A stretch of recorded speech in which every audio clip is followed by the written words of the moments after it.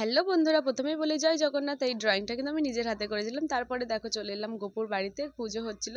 আর এই গরমে এই রোদে আমি ছাদে এসেছি, কারণ পাঁপড় রোদে দেওয়ার জন্য। আর আজকে যেহেতু রথ, আর পাঁপড় না খেলে চলে বলো, তাই জন্য সব পাঁপড়গুলো রোদে দিয়ে আমি নিচে চলে গেলাম। তারপরে দুপুরবেলা আবার চলে এসেছিলাম গোপুর বাড়িতে। এই দেখো গোপু কিন্তু ঘুমিয়েও পড়েছে, আর আমরা ভোগের প্রসাদ খেয়ে নিলাম। প্রসাদে ছিল খিচুড়ি, আলুর দম, লুচি, মিষ্টি, আলু ভাজা, ফল।